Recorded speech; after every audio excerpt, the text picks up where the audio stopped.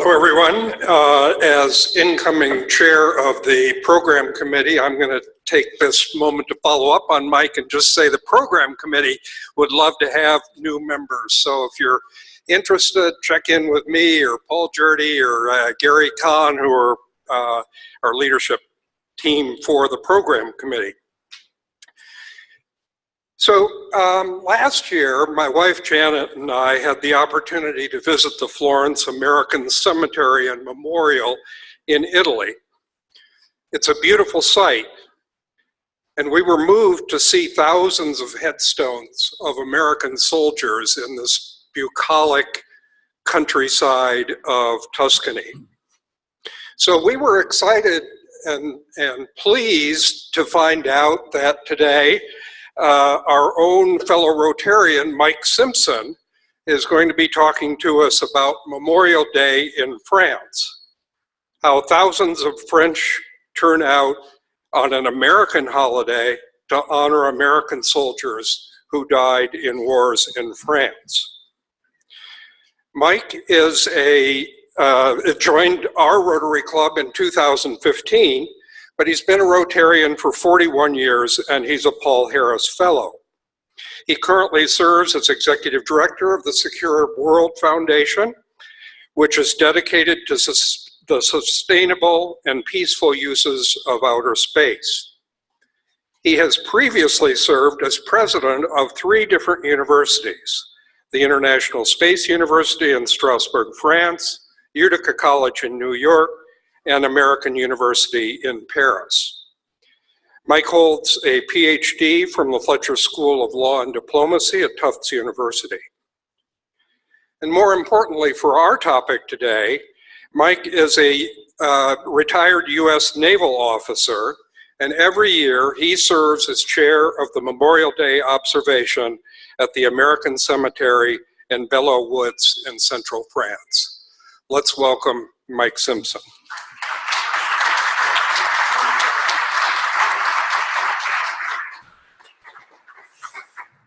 Thanks, Carl.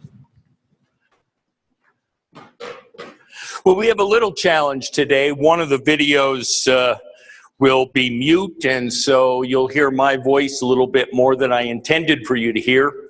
But I think what we'll do in the course of the next 25 minutes is give you a sense of just how completely not only the U.S. government and the U.S. military work to honor those who've fallen, those Americans who've fallen in battles in Europe, but in the context of France, just how incredibly active the French have been in remembering people who in many cases died 100 years ago. It's a moving experience, and one where I think we'll have some good opportunity to share with each other. You know, probably I need a clicker here. What? Okay, I'll just let you know. Let's move to the first slide here. So, and every speaker really wants to engage the audience. Every speaker wants people to relate to the subject, to feel that it's as real as an article in the local newspaper. Well, let's take a look here. Thanks to the Daily Camera, this is as real as the daily local newspaper. This is the site where I have been Master of Ceremonies for 2 years before moving to a somewhat larger cemetery this year, and this story ran in our local paper on Memorial Day. It ran in our local paper not just because suddenly they thought it might be interesting to look at a Memorial Day in France, but it ran because of that phrase, 100 years after a French battle. In fact, not only will we have a chance to talk about Memorial Day today, but we really are talking about the centenary of American involvement in World War I. The battle that took place up behind this chapel was one of the absolute turning points in the transformation of the United States Marine Corps from a maritime outreach force to one of the finest light infantries in the world. It was a horrible battle. We will talk about it in connection with the ceremonies and the whole reaction that the United States and France together have had in the common cause they shared behind that chapel. So let's turn to the first video and get a little sense of the way one of the ceremonies in France has played out. Not you? Great. This is the monument at Chateau Thierry, the largest World War I monument in France. That's the same chapel you saw in the news picture.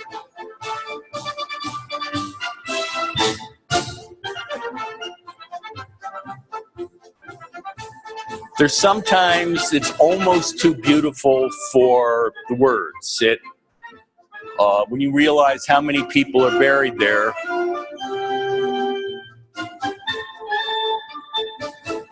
These flags are often placed by local school children as part of their contribution to the ceremony.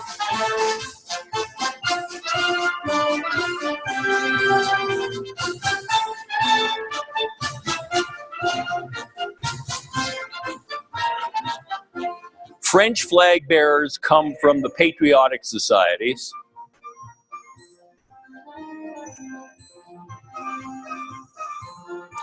The Marine there is the Commandant of the Marine Corps. Member of the Joint Chiefs of Staff showed up. The Marine Band always. And the French National Military Band.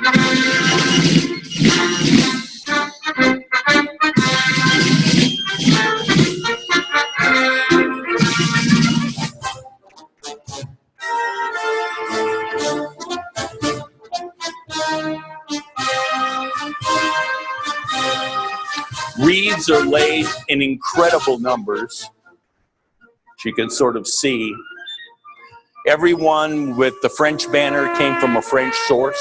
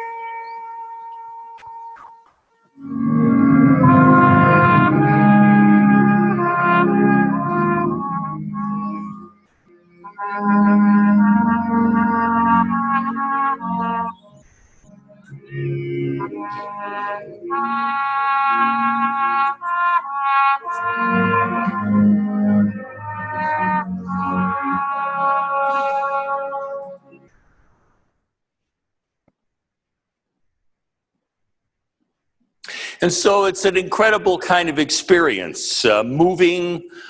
There's a real feel of engagement. But we need to keep in mind that Memorial Day started off not as an opportunity to recognize American soldiers who fell in foreign battles.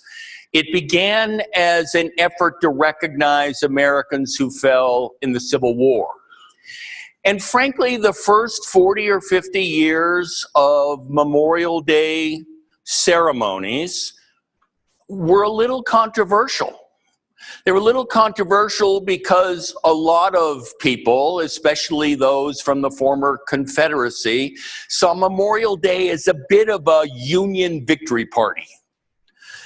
And what we'll see is that World War I is going to play a large role in changing that. If we could see the next slide, please. So in November of 2018, we will celebrate the 100th anniversary of the end of World War I. The armistice was signed on the 11th day of the 11th month at the 11th hour. And so that major historic event is lying ahead of us in 2018. But as the next slide sort of shows, or the next click shows, there were a lot of battles between now and then. Battles that would leave American casualty totals for World War I over 51,000 killed in action. Amazingly, 60,000 plus were killed by disease. Because, of course, 1918 is also the anniversary of the Spanish flu, which, by the way, the Europeans call the Canadian flu, just in case you might want to understand. So, as this image shows, one of the first of these incredibly brutal battles was the Battle of Belleau Wood. Belleau Wood, that bucolic set of trees up behind the chapel that we've now seen several times. If you can see some of the detail here, you see German prisoners of war. There were 1,600 Germans taken prisoner in this battle. There were 1,100 U.S. Marines killed in this battle. Fortunately, we really don't know how many Germans were killed, because by this time in the war, either because of political concern or because of busyness, German death records really are almost non-existent. We just don't know. We just know a lot of people didn't get home. Nonetheless, this battle became a critical part of the legend, if you will, of the United States Marine Corps. Because after a battle that lasted almost a full month, the Marine Corps had taken this piece of ground, which was relatively high ground of tactical importance, and had held it against an extraordinarily effective and courageous German opposition. It was a horrendous battle, and if you can see this sort of horrible scene, it's one soldier being bayoneted by another. This was one of the major battles in history in which the bayonet was actually employed. So let's move on to the next slide and get a sense a bit of how this battle fit into the big pieces. The area that we're talking about here is right around here between Château-Thierry and Soissons. It's along the Marne and Aisne rivers, two major barriers to military forces, certainly of the World War I era.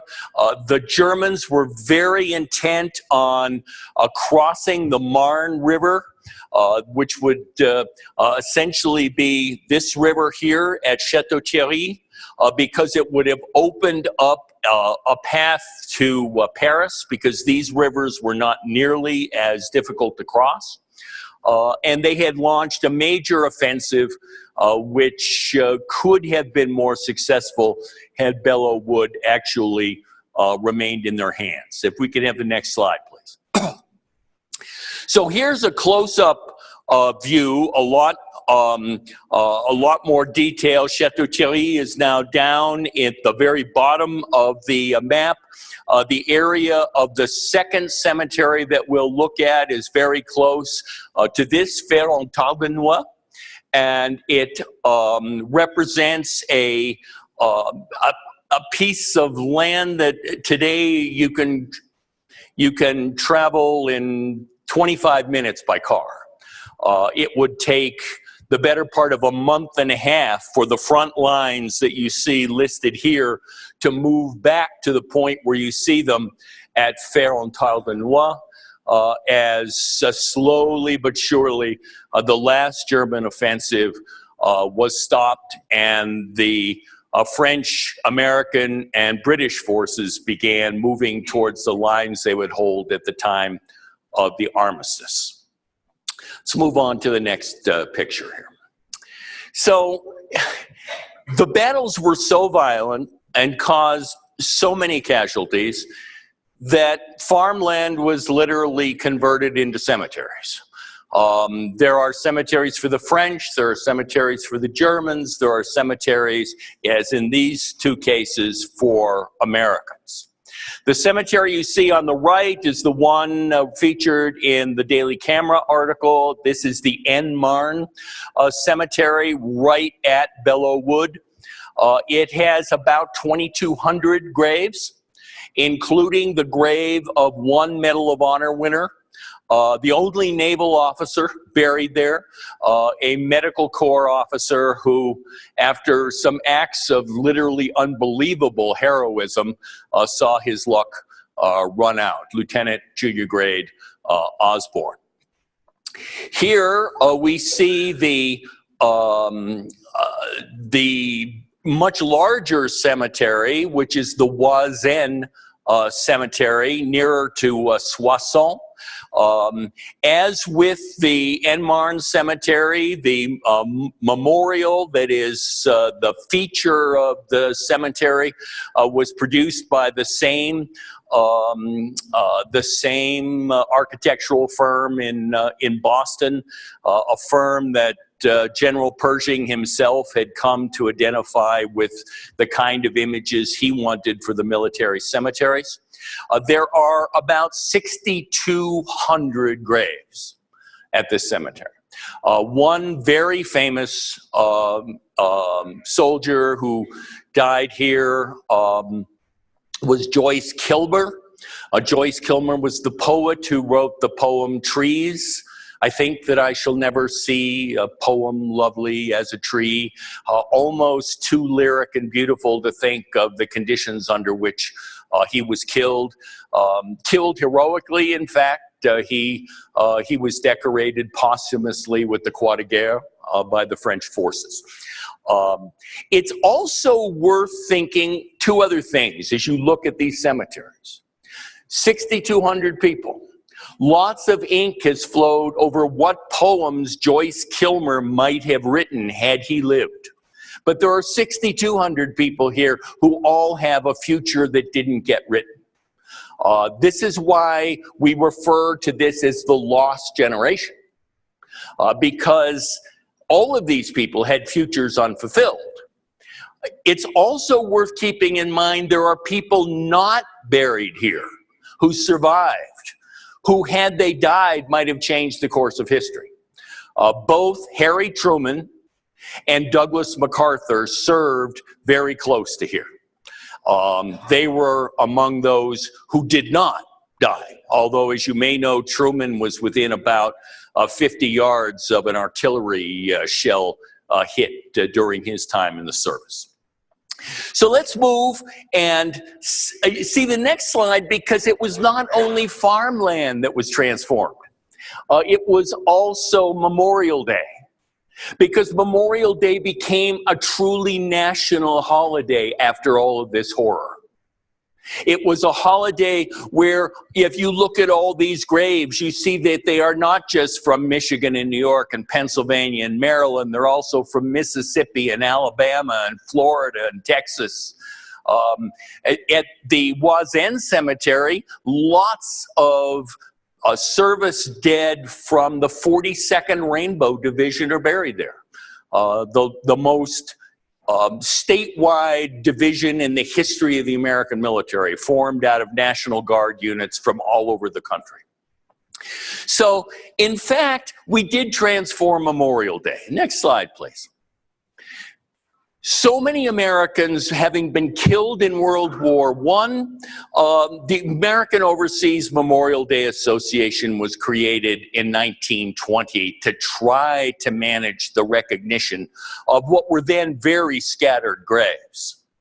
Next, please. So 3 years later, the American Battle Monuments Commission was created, and it would begin to build the cemeteries that would bring all of these scattered war dead together and formalize what were rudimentary wartime cemeteries. Next, please. So wherever possible now, Memorial Day ceremonies occur not only in the United States, but they occur wherever there is a U.S. military monument or a military cemetery. Please, next. Now, the American Battle Monuments Commission basically is steward of 218,000 graves. So we talked about 6,200 it was in. There are 218,000 futures that were not completed. Acts of heroism that didn't, unfortunately, permit their actor to survive. Of just the people buried overseas. There are lots more war dead, but they were brought home by their families. For many families, on the other hand, it was either too much of a strain or too much of a decision at a difficult time, and they requested that their family member remain near where they died. There are 26 cemeteries and 27 federal memorials, monuments, and markers, including that one I showed you there briefly of the Chateau Thierry Monument, and we'll see that one more time. They're in 16 different countries. Excuse me, too much airplane. 16 countries overseas. France has a very large concentration of them, just by the nature of the 20th century war. Next, please. If you have a relative or someone you're interested in from World War I who might be buried overseas, there is a searchable database the Battle Monuments Commission maintains. You can find out where they're buried and be able to visit that grave if ever you find yourself near the cemetery. Next, please. They organize the ceremonies with which I take part, and they also are organizing an incredible number of 100th anniversary ceremonies. Big anniversaries are daisy chaining right now. The end of World War I, obviously, next year we'll have the 75th anniversary of D-Day. The following year, the 75th anniversary of the end of the war in Europe. And so, and then ultimately the end of the war in the Pacific. So a lot of organization going on. Next, please. The AOMDA is the organization I belong to, and we are essentially a group of people who either organize the opportunity to decorate isolated graves. We participate with the Battle Monuments Commission in providing bilingual masters of ceremonies to fully integrate all the local guests, and we spend a fairly large amount of time in helping to prepare these Memorial Day ceremonies because of our relationships with the local officials. We've done a lot to build long-standing ties with local prefects, mayors, school districts, and that has all paid off. Next, please. This year, I also had the chance, from the standpoint of the AOMDA, to represent it at the opening of a truly remarkable interpretation center, which is in the lower level now of this monument, that is one of the most extensive historical interpretation centers about the Second Battle of the Marne, and a battle that was just one of many for most of the European nations involved in that war, but it was the major engagement for Americans as they arrived in 1918 in large numbers to participate. Next, please.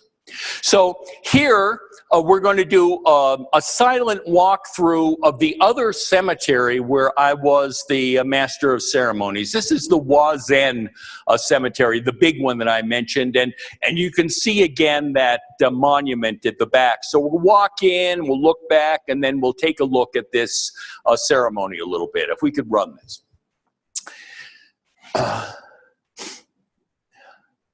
So this is turning around, looking back past the flagpole. You can see the incredible expanse of graves, this extraordinary semicircle, the quotation from General Pershing about time not dulling the memory of the deeds, the 42nd Airborne Division's colors, the colors of the flag bearers. There were an incredible number of them this year from the patriotic societies in France.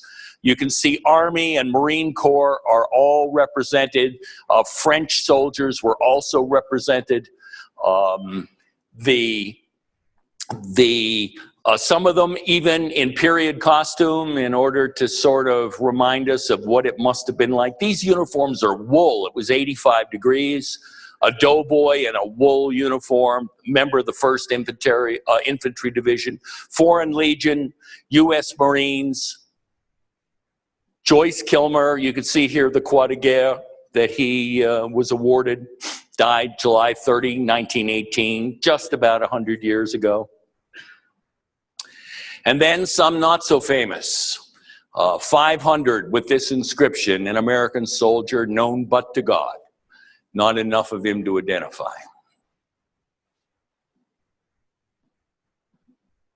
And you can just see the extent of the graves, mostly crosses, but a significant number of Stars of David are also in this cemetery.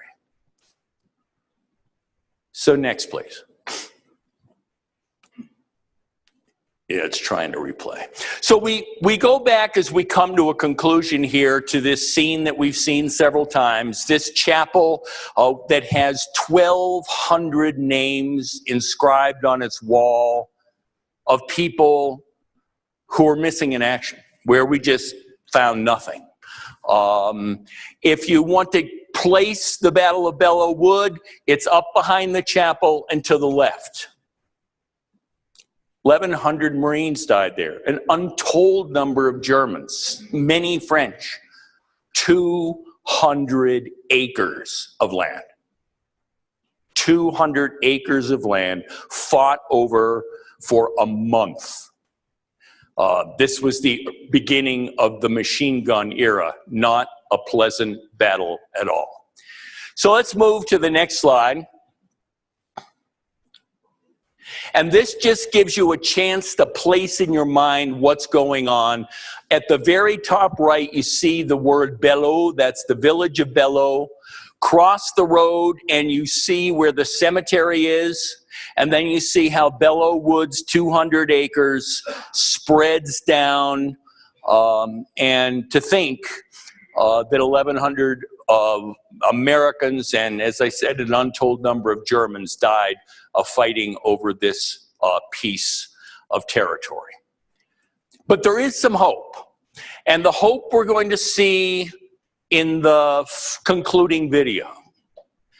And I'm not going to tell you immediately, except to say that up to this point, we've talked about history.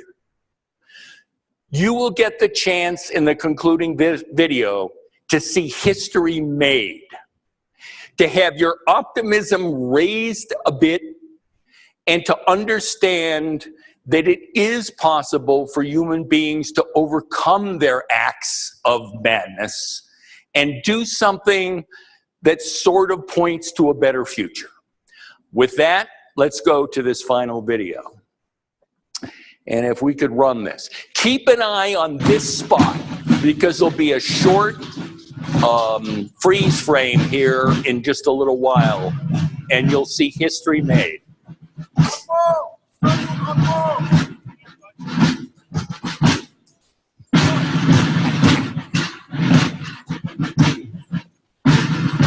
These are the French forces marching out, French Marines and French paratroopers,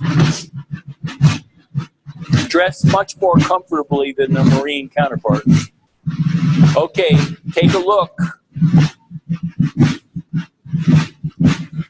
This is a German unit present as an honor guard on this field for the first time in 100 years.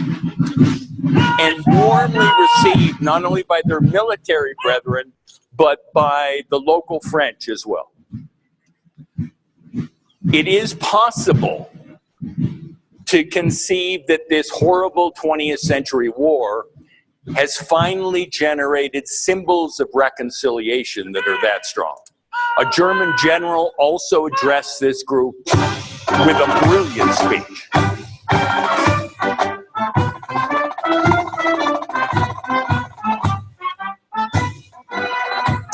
And so the last thing to keep in mind as you listen to Semper Fidelis played as they march out is the reaction of the French as the last Marine detachment leaves the field.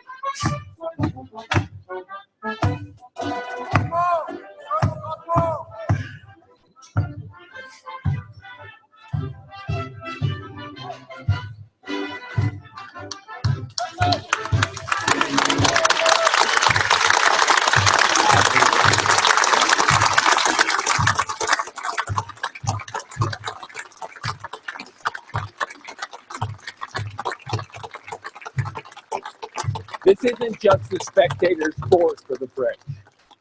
There's an engagement.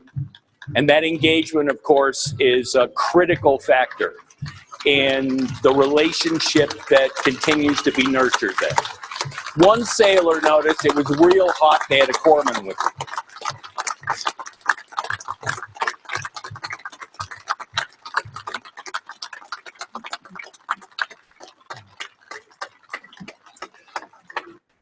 So, we've learned that a lot of Americans died. We've learned that the French have an extraordinary ability to remember and to honor the sacrifice of those people. And we've learned that reconciliation is possible and visible and symbolically present on the field. All of that sort of adds extra meaning to the American Overseas Memorial Day's motto on the final slide. Lest we forget, there's a lot to remember. Thanks for listening.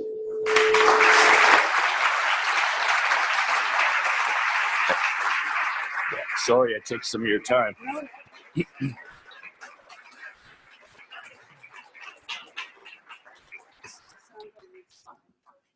So we have room for a few questions. We don't? Okay. I will stay after, and if you've got questions, we'll take care of this. Dear Michael, coming from Europe, it's a special for me to be the responder, and I take the privilege to explain to us there are several countries having chosen the poppy as the symbol for this period. And after the First World War, the poppy was adopted as a symbol of remembrance to remember the man at the front. A Canadian doctor, Lieutenant Colonel John McRae, was inspired by the sight of poppies growing in battle-scarred fields to write a famous poem. Previously beautiful countryside was blasted, bombed, and fought over again and again. The landscape swiftly turned to fields of mud where little or nothing could grow. Bright red Flanders poppies, however, were delicate but resilient flowers and grew in their thousands, flourishing even in the middle of chaos and destruction. Dear fellow Rotarian Michael, your speech Memorial Day in France means a lot to all of us. Thank you. In your honor, we Boulder Rotary are donating 100 polio vaccines to contribute to eradicate the resilient polio virus from our planet. Thank you very much. Thank you.